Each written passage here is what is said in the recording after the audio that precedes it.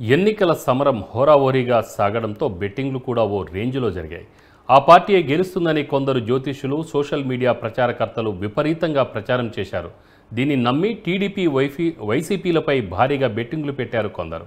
బెట్టింగ్ల జోరు ఎలా ఉన్నా కొందరు రోడ్డున పడ్డారు. మరికొందరు ఆత్మహత్యలు సైతం చేసుకుంటున్నారు. మరి కొందరు ఆ సొమ్ముతో ఉడాయించారు. బెట్టింగ్ సొమ్ముతో బాగుపడ్డదెవరు? బతుకులు ఆగం చేసుకుందెవరు?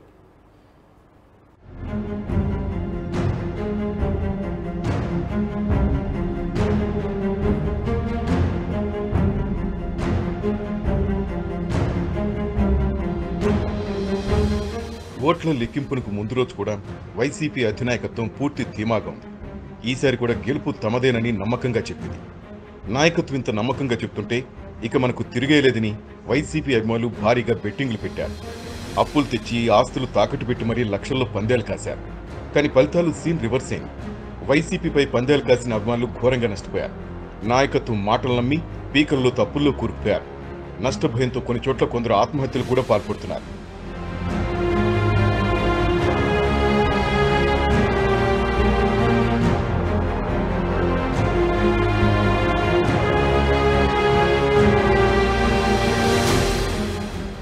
ఈసారి ఏపీ ఎన్నికల సమరం హోరాహోరీగా సాగుతూ బెట్టింగ్లు కూడా విపరీతంగా జరిగాయి. ఈ ఎన్నికలపై కాసిన పందేలు 8,000 కోట్ల రూపాయల వరకు ఉన్నాయని ఆ రంగంలో నిపుణులు లెక్కలు చెబుతున్నారు. ఎన్నికలకు 3-4 నెలల ముందు నుంచే ఈ పందేల జోరు మొదలైంది. విదేశాల్లో ఉద్యోగాలు చేసుకుంటున్న వారితో పాటు రోజువారీ కూలీలు కూడా ఈ విషవలయంలోకి అడుగుపెట్టారు. తమ గెలుపుపై వైసీపీ నాయకులు ధీమా వ్యక్తం చేయడం, ఆ పార్టీకి అనుకూలంగా కొందరు జ్యోతిష్యులు, సోషల్ మీడియా ప్రచారకర్తలు రంగంలోకి దిగడంతో పందేల జోరు పెరిగింది. అప్పులు చేసి ఆస్తులు తాకట్టు పెట్టి మరీ డబ్బులు తెచ్చి బెట్టింగ్లో పెట్టారు. కానీ ఎన్నికల్లో వైసీపీ ఘోరంగా ఓడిపోవడంతో ఆ పార్టీ తరఫున పందేలు కాసిన వారు షాక్కు గురయ్యారు.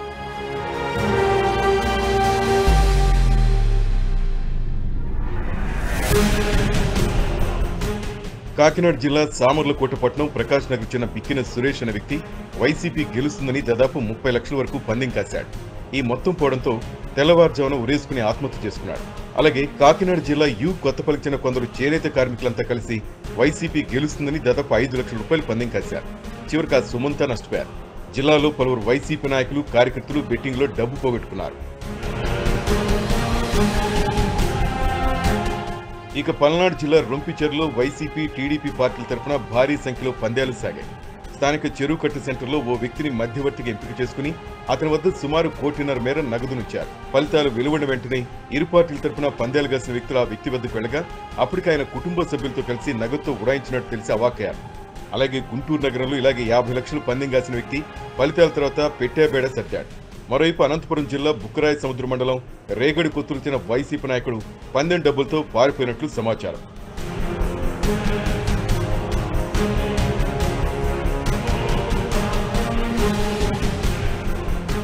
టీడీపీ సానుభూతి పరులు చంద్రబాబు ఈసారి సీఎం అవుతారని అనంతపురం నగరానికి చెందిన వైసీపీ నేతలతో 50 లక్షలు పందెం కాశారు.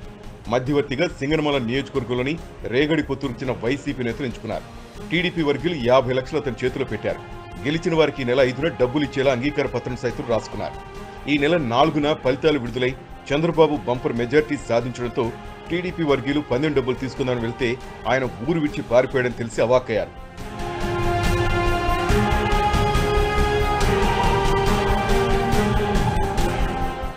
ఎగ్జిట్ పోల్స్ తర్వాత పందేల జోరు భీభత్సంగా పెరిగింది. ఆరా సంస్థకు చెందిన మస్తాన్ రావు అనే విశ్లేషకుడు ఈ ఎన్నికల్లో వైసీపీ ఖాయంగా గెలుస్తుందని నియోజకవర్గాల వారీగా లెక్కలు చెప్పడంతో నమ్మి అనేక మంది కొత్తగా పందేలు కాశారు. గుంటూరు జిల్లాలో ఓ వైసీపీ ఎమ్మెల్సీ ఈ సర్వే నమ్మి 26 లక్షలు పోగొట్టుకున్నారు. గోదావరి జిల్లాలో కొన్ని చోట్ల వైసీపీ అభ్యర్థులు పట్టుబట్టి మరీ తమ క్యాడర్తో పందేలు కాయించారని కొందరు చెబుతున్నారు. వైసీపీ తరఫున ఎవరు పందేలు కాయటం లేదని, తమను బలవంతంగా ఈ రొచ్చులోకి దింపారని కొందరు బాధితులు మీడియా ప్రతినిధుల వద్ద వాపోయారు. ఏది ఏమైనా పందెం కాసి సొమ్ము చేసుకున్న వారు కొందరైతే ఆ సొమ్ముతో ఉడాయించిన వారు మరికొందరు. ఈ బెట్టింగ్ల ఊవిలో దిగి ప్రాణాలు వదిలిన వారు మరికొందరు. ఇలా రోజంతా కష్టపడి వారు గెలుస్తారు, వీరు గెలుస్తారంటూ పందేలు కాసి తమ నమ్ముకున్న కుటుంబాలను రోడ్డు పాలు చేస్తున్నారు.